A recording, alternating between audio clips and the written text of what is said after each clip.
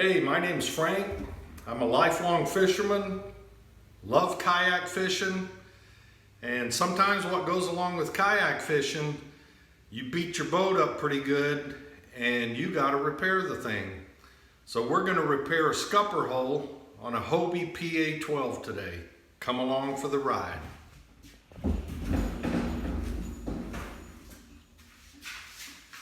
Okay, so here's the Hobie Pa 12.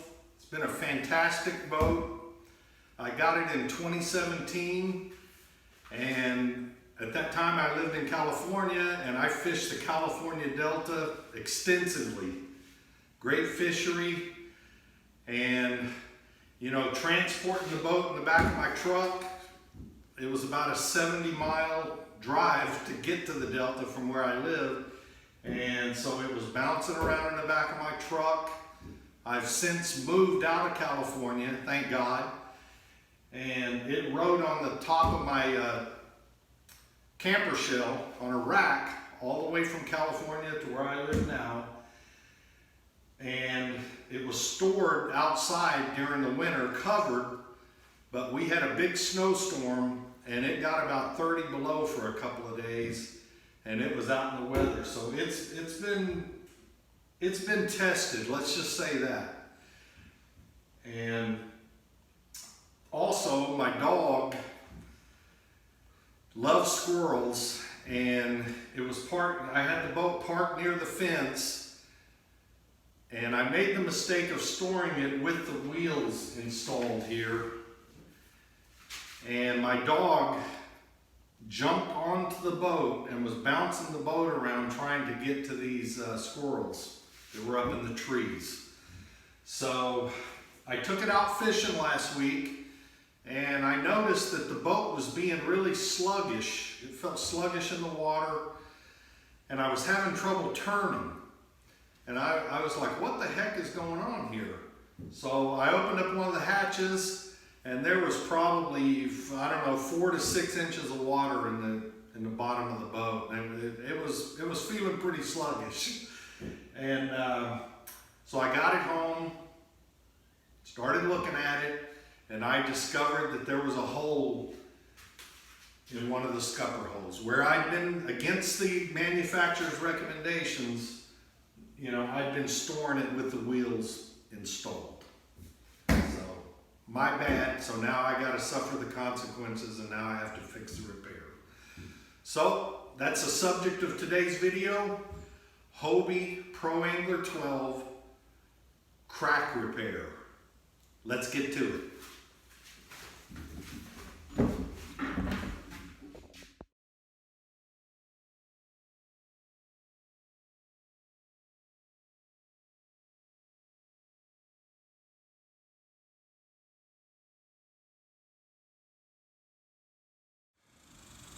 So in order to do this job correctly, you're going to have a few tools. And the main tool that you need is going to be one of these. And I got the Hobie branded one.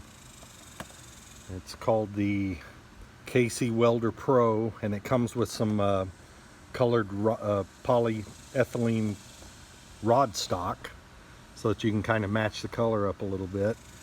You don't have to have this, but it makes the job a lot easier. So we'll be trying this out. Okay, that's number one. Number two, you're going to need a heat gun. And that's just to warm everything up. If you're going to put a doubler on it, you know, you can prepare the surface to receive the weld. Okay. Number three, you're going to need a drill motor of some type to drill a hole. You don't necessarily have to have the drill motor, because I had a tight spot on the inside. I couldn't get the drill bit, or couldn't get the drill motor with the drill bit in there. So what I did is I took the drill bit by hand. Show you this. I took the drill bit and I just drilled by finger power, and I was able to punch a hole through it. So you don't necessarily have to have a drill motor, it just makes it easier. Okay.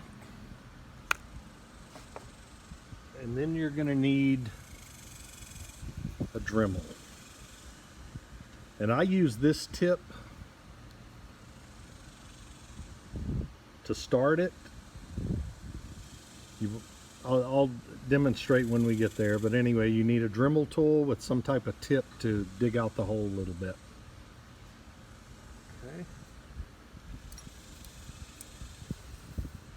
Then you'll need something to cut the rod stock. It can be a pocket knife, it can be, you know, I have these dikes here. They work good. And then you'll need something to cut the plastic stock so that you can put your doubler on there.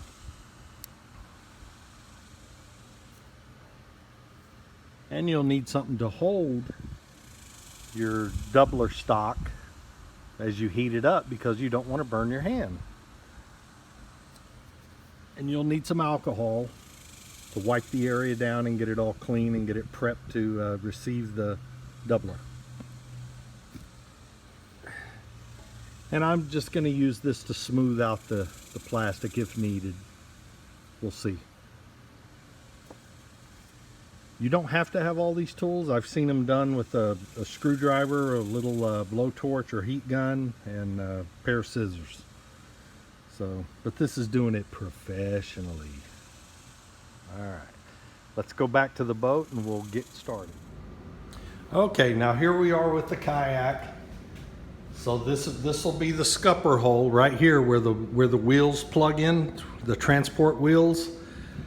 And this is where the crack was, and it extends below this insert that goes in the scupper hole, the kind of a reinforcement insert. And it extends down below there, so I'm gonna have to do part of the work from the inside. Okay, so as you can see, I've already started the repair, and then I decided to film it afterwards.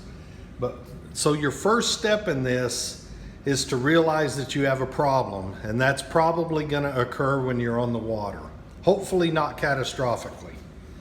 And then what you're going to do is you're going to bring it home, and you're going to get your flashlight, and you're going to look over your boat, and you're going to find a crack. And just so happens, as I suspected, there was a crack that extended from here to, I don't know, a 1/4 inch below the top of this insert.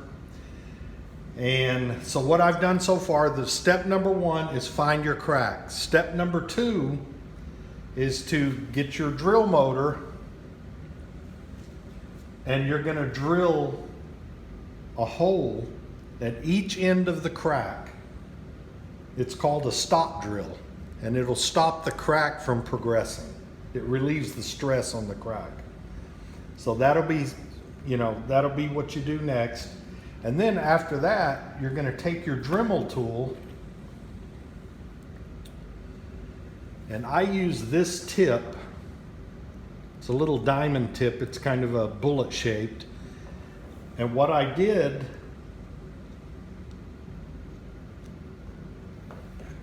was I went in and I just carefully went along the crack and just made a little groove in the plastic. Just like this. I just went over it multiple times until there's a noticeable V. I probably went halfway through the plastic or so. And then I finished it up with this little Dremel attachment. It's a little bit larger, and I just kind of went through and just kind of cleaned it up a little bit. Probably didn't have to, because the other one did a pretty good job. But so that's where we're to right now in the process. So the next step is to sand the area out a little bit, and I couldn't find my sandpaper, so I'm just going to use this. You just sand it out. They say there's oxidation on the outside of these, but I don't know. Who knows? Anyway, that's what it says to do. As you can see, that creates a little bit of powder there. And then I've seen people use denatured alcohol or whatever, but I have some isopropyl here. So I'm gonna clean mine with isopropyl. Hopefully it won't catch on fire when I'll let it dry out pretty good before I do anything. So you just clean it up. So now that we're caught up, I preheated the welder, and I'm just letting it heat up a little bit more, and then we're gonna take some of the welding rod stock that came with the welder, and I'm gonna use this green color because it matches the kayak. And we're gonna use that. Okay, so the next step is to get your heat gun, and then you're gonna heat up the area, not too hot, but get it warm so that it can accept the weld. And they say that the surface will get kind of shiny when it's ready to be welded. So I'm gonna carefully do this.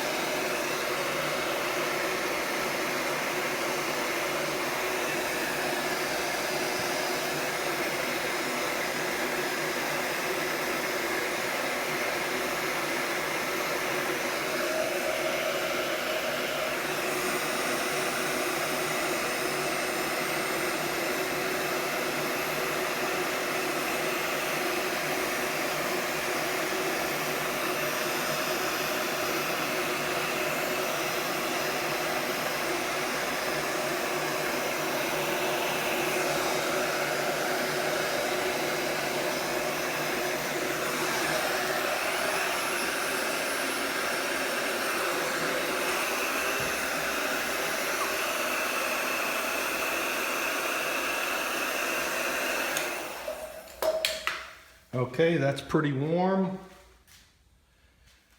And let's go hot on this thing. So I got my little welder here, and they say to go ahead and try to heat the area up, get it ready for a weld.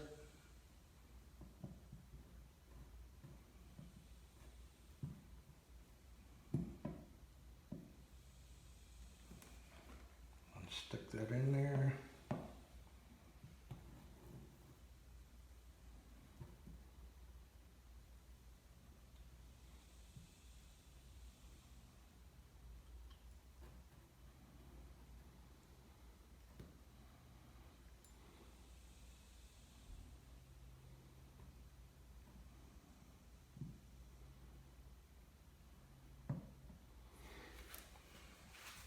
Okay.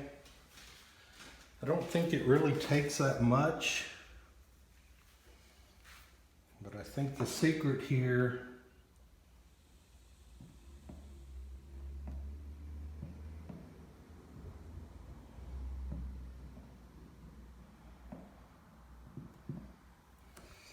and hopefully when I go to the other side, it's going to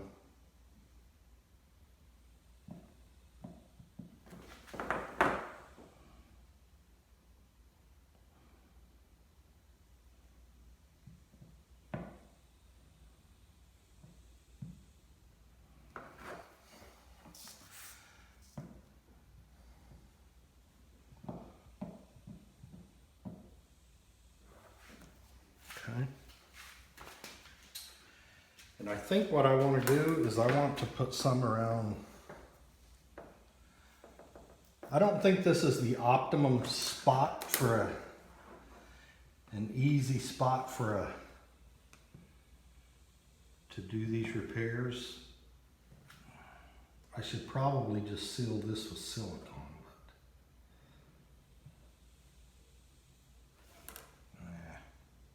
I'm gonna put some more on there.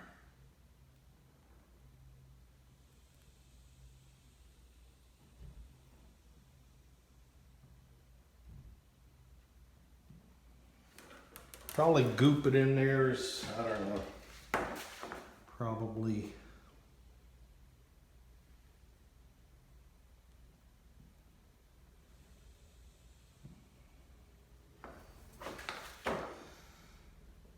This is the first time I've ever operated one of these. Ooh, just burned myself.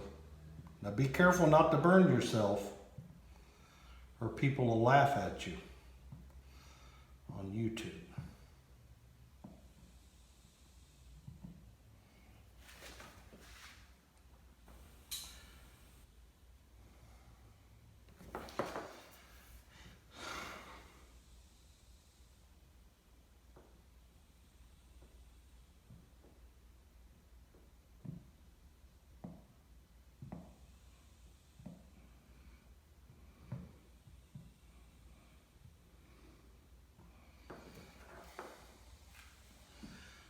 Okay. I think what I'm going to do is go back around and I'm going to seal this up with some silicone. Maybe. So here we are. We're on the inside of the kayak. We're gaining access through the rear hatch.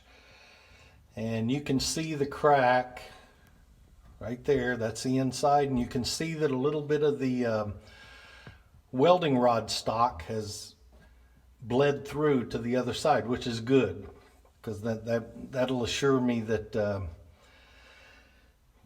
you know, we got a good weld going. So what I did on this side is that the bottom edge, I stop drilled a hole, but I didn't go all the way through the that black plastic insert. I just went through the whole material itself.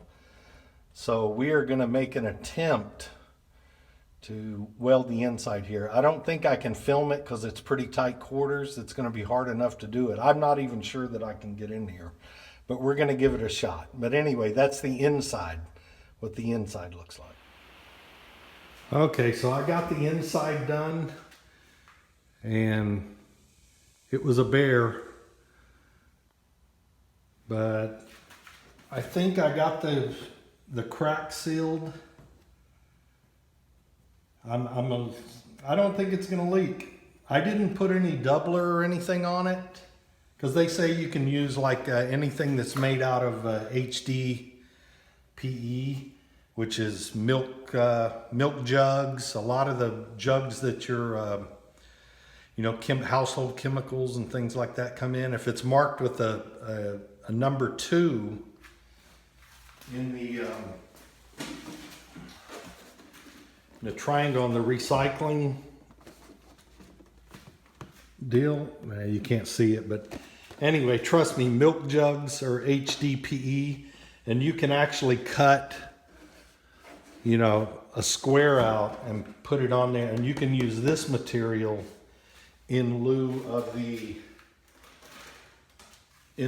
welding rods that came with the welder. But I chose to use the rod since they sent it in there. And the instructions say as soon as this is dry and cooled off, not dry, cooled off, that it's seaworthy. So I'm gonna let this thing cool down, and we might go to the lake today.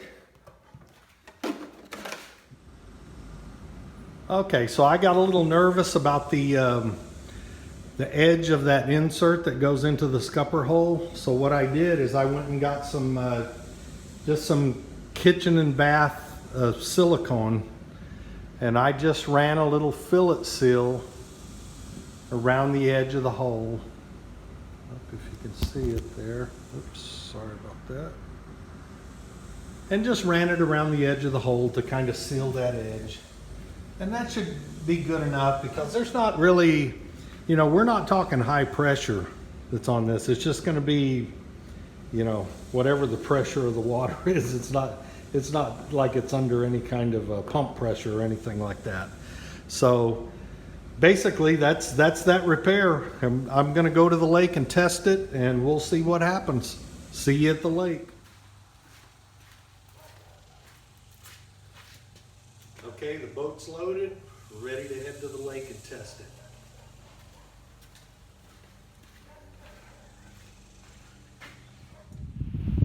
Okay, so we're at the lake.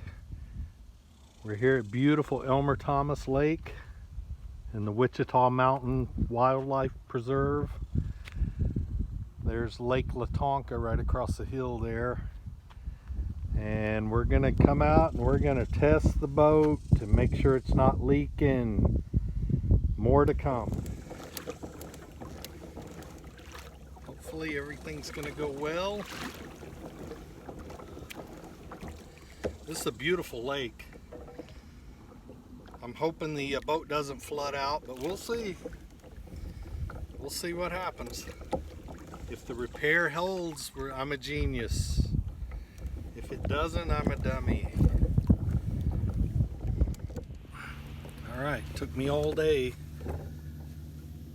Got a good one, maybe 1.5 pounds, 2 pounds. Right at dark. Nice fish.